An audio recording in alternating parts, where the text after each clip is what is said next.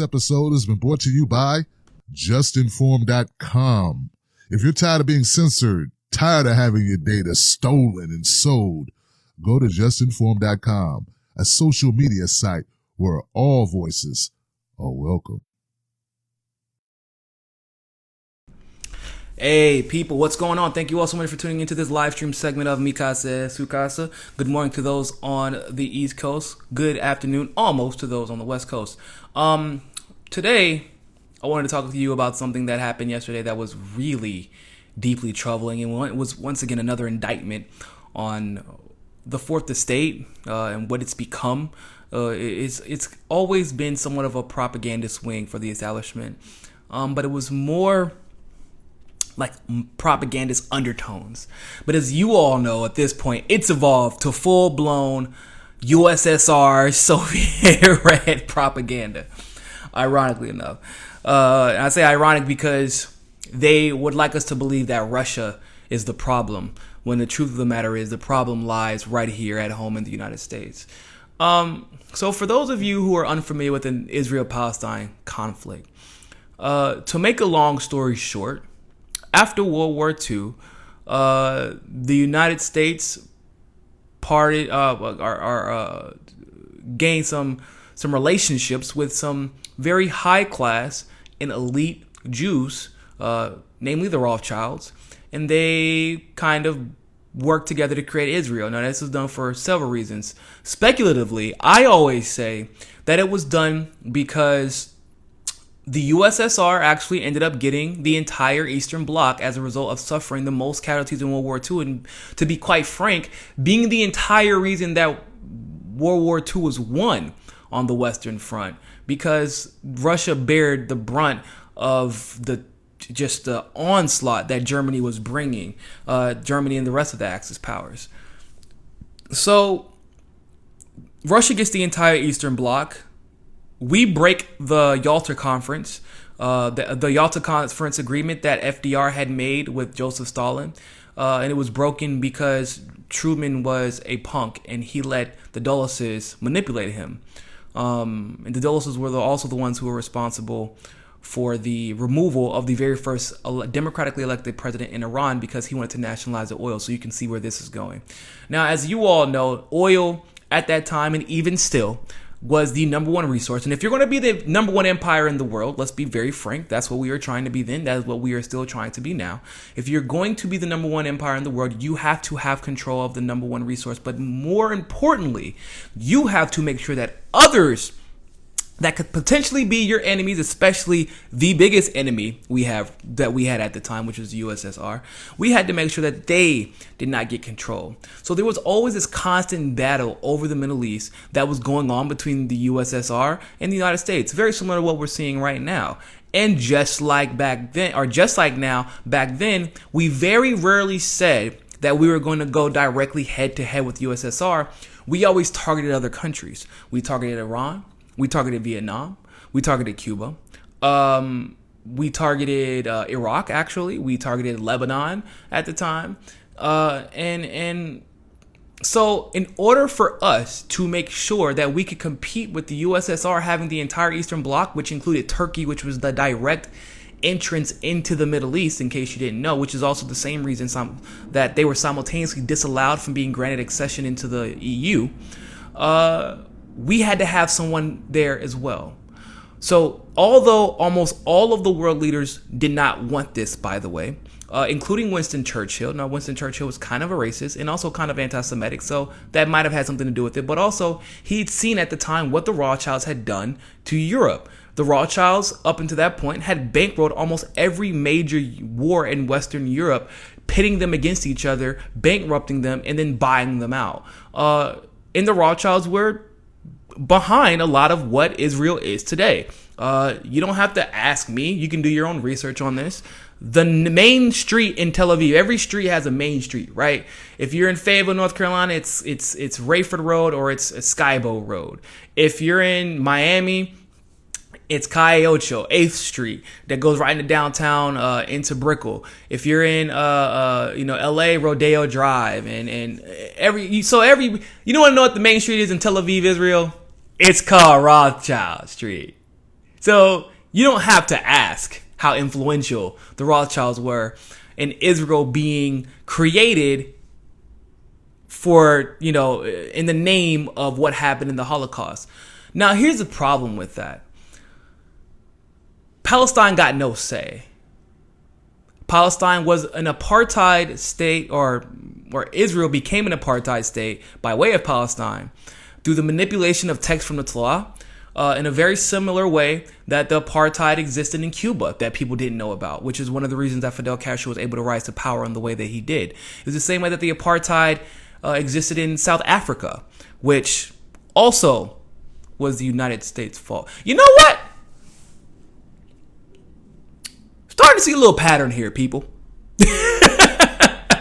Starting to see a little pattern. And that pattern is every single time the United States is involved in the existence of a nation, what they do, and this is, like I said, this started pretty much in the 50s and 60s and never stopped. They empower the rich elite, the rich white elite specifically. Then they turn the poor whites against the darkies. I can say that because I'm dark. They turn the poor white people against the black people, or the darker people of the nation. And then they separate them for money. This was done in South Africa. This is done in Cuba. The main reason that Fidel Castro was able to overthrow Batista at the time, who was the United States puppet in Cuba, by the way, is because he galvanized the black Cuban community, the Afro-Cuban community. And he actually fought on the side of Nelson Mandela. And so that's just a brief history of how the apartheid have been formed. And they were all formed basically, and any historian can tell you this, at once. Whether it be, not at once, over the course of like 20 years. But this was something that happened all over the world. And the apartheids were being carried out, or the orders were being carried out by way of the subsidiary companies that were making money off of these apartheid states, because they become apartheid states because of what? Rich, powerful white people said, wow, they have a lot of resources that we could benefit from. And Israel was no different. Right now, they are the number one source of intelligence in the Middle East, bar none, not even close. They're a stronger power than Saudi Arabia, believe it or not. And they're constantly at war. Granted, it's a war that they started, but still. Now, Marc Lamont, understanding this, understanding what an apartheid is, having a special kinship, if you will, to the Palestinians, because he understands as a black man what it is like to be on the other side of a barrel of a gun.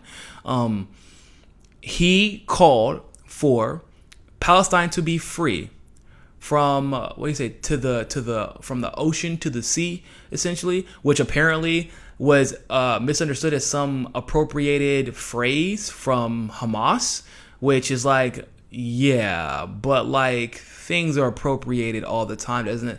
Just because, so the right, or excuse me, well, both the left and the right appropriate phrases all the time for their own personal use. And that doesn't make, like, they're neoliberals trying to appropriate the word progressive. That doesn't mean that I still don't believe in progress. Get what I'm saying? They already appropriated the word liberal, but liberals got pissed about that and said, no, y'all neoliberals, don't try to group us with y'all. So, my point is that Marcus Lamont called out Israel's government. He stuck to policy. He talked about a free Palestine, a free people. So what did CNN do? This isn't Fox News. This isn't Ben Shapiro.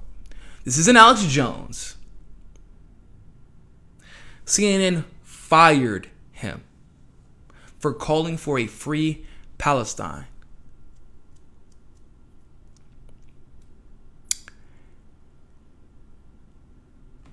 Wow.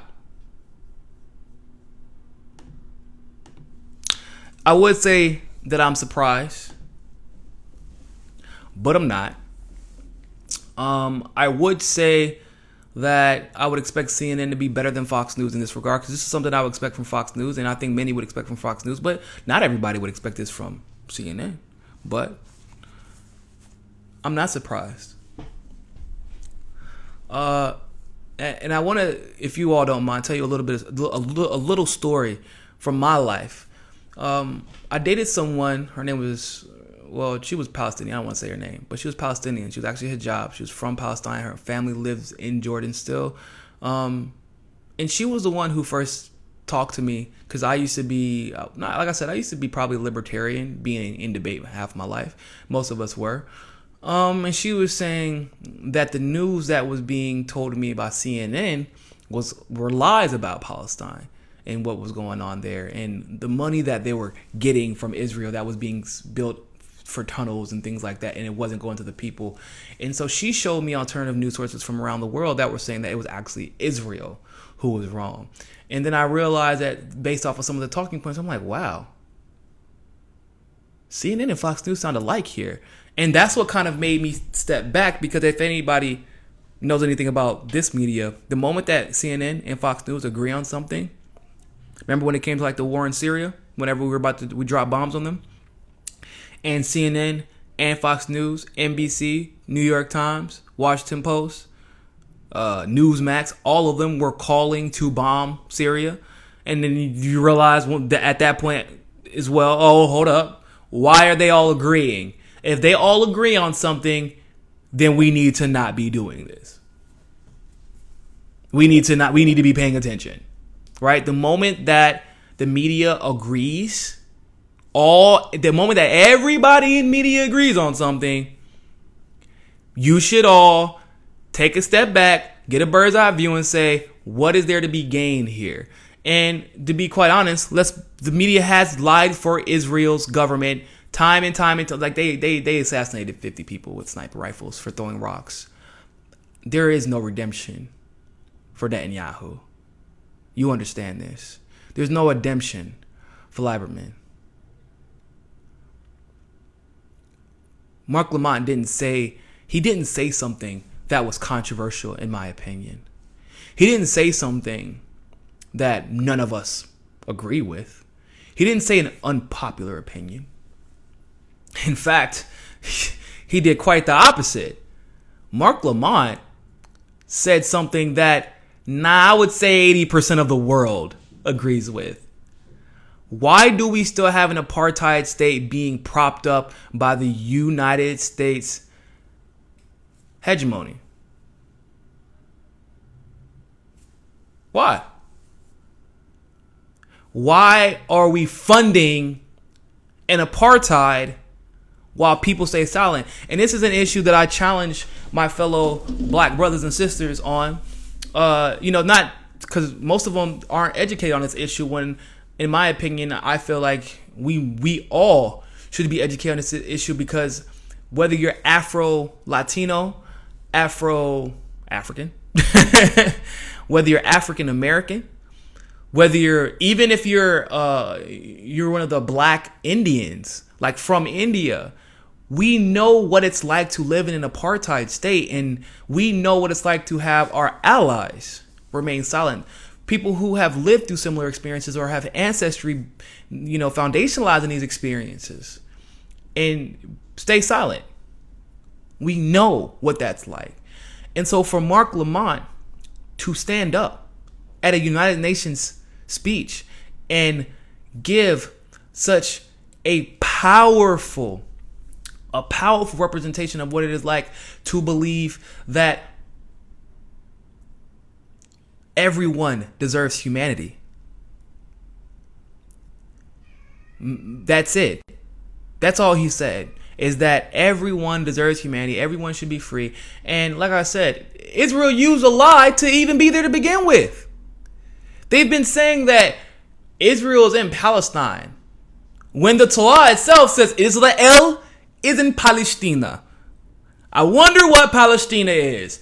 I couldn't possibly know, based off of that really similar cognate to Palestine, what Palestina is. I wouldn't be able to guess. Maybe you all could help me out. Where do you think Palestina is? Israel was this little patch of green land. And it's funny because they had to use the term Israel.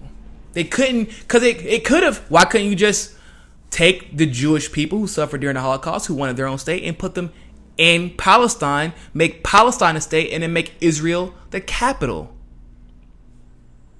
Could have did that. Jewish people already lived in Palestine.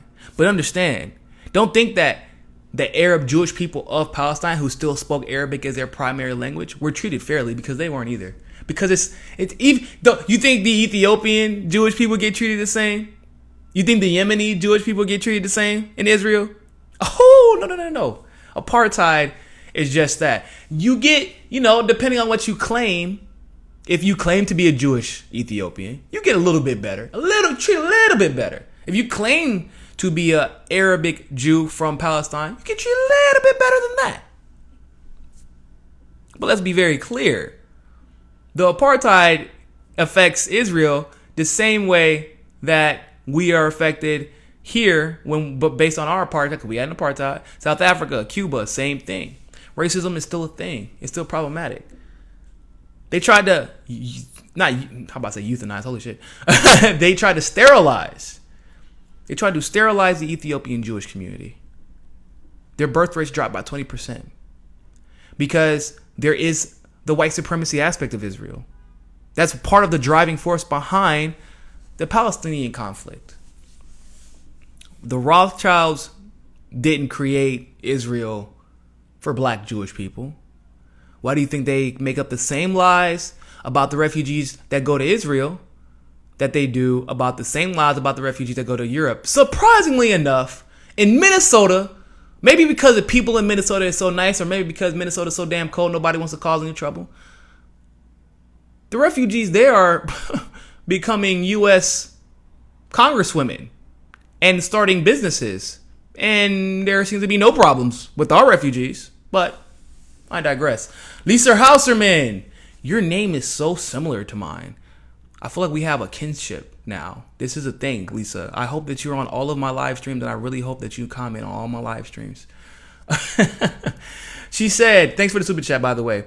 If people need a good starting point about the real history over there, please check out Miko Peled, the general's son, either a lecture book. Oh, I'm going to keep that in mind. I'm going to look that up. Definitely. Thank you for that, Lisa. Thank you very much for that. But yeah, mind you, this funny enough is one of the reasons why I have never been an advocate for Beto O'Rourke, because of his history of taking money from AIPAC. You cannot trust a politician who takes money from AIPAC. Not a single one. Not a single one. I need you to, there's not, well, what about? No. If you take money from AIPAC, you are complicit. You are at the very least complicit in the apartheid state of Israel. You are at the very least complicit in 50 innocent civilians being sniped down like dogs in the dirt, people. You understand this? If you take money from AIPAC, you are complicit in the evil tyranny of both Lieberman and Netanyahu. Beto O'Rourke is not a presidential candidate. Kamala Harris, not a presidential candidate. I mean presidential candidate. I mean, there's nothing presidential about you. You can't stand up to tyranny. Did Kamala Harris introduce that legislation to end the wars in Yemen? You know what we always said about Beto O'Rourke? We always said, yeah, he a pretty boy, and he can play a damn guitar, and I guess he used to smoke weed at one point. But have you ever heard him, as he was campaigning for U.S. Senate, say anything about what was happening in Saudi Arabia, or with Saudi Arabia in regards to Yemen? Have you ever heard him say anything negative or condemning about Israel's government? Have you ever heard him say anything even close to, I want to free Palestine? Anything even close to being anti-war? So what? Because he spent one election cycle not taking corporate profits, all of a sudden we're supposed to forget who pays the bills for Beto O'Rourke? Kamala Harris is no different. Cory Booker is no different. Hillary Clinton was no different. There's only a very short list of people who don't take money from Palestine. Funny enough, most of them are Muslim, so I don't even know if AIPAC would pay Rashida Tlaib and oh my goodness, I always forget her name. I need to stop doing that. But you know what I'm talking about, the very esteemed congresswoman from Minnesota, from Somalia. You think you think that they took AIPAC money? Funny enough, they also advocate for a free Palestine. I wonder if there is any correlation between taking money from AIPAC and believing in basic human rights. I couldn't imagine. I think that if we sat down and did some very advanced statistics, maybe, a lot of us, I took statistics. I didn't do that well. So maybe y'all are better than me. But I can almost guarantee that there's probably some small correlation, very small, that shows that if you take money from AIPAC, you're probably not going to advocate for human rights in the Middle East at all, let alone human rights for Israel or for Palestinians.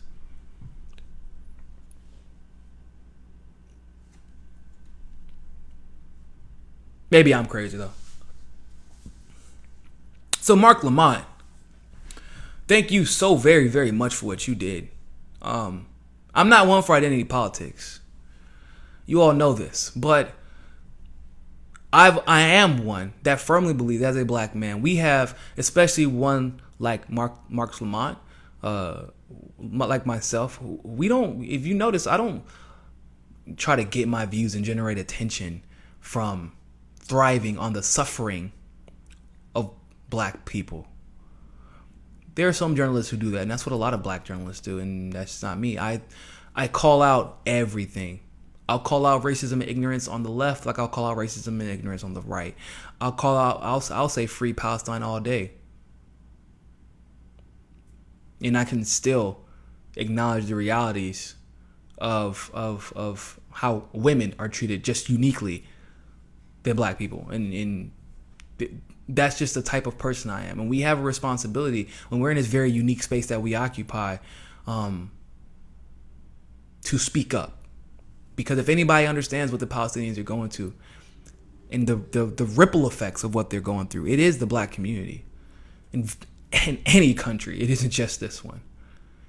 And so for you to take that and everything that you've experienced from your youth, from everything that you've learned in your studies, everything that you've witnessed, and then go to the United Nations and proudly say that I am always going to be pro-human rights. It doesn't matter if it's on air, at the United Nations, or like in the picture, chilling with T.I. That's inspirational. It really is. And so with that being said, people, thank you all so much for tuning into this segment of Mikasa Sukasa. Make sure you join us on Roku, join us on JustNForm.com, and more than anything else, always remember, find your balance. Peace.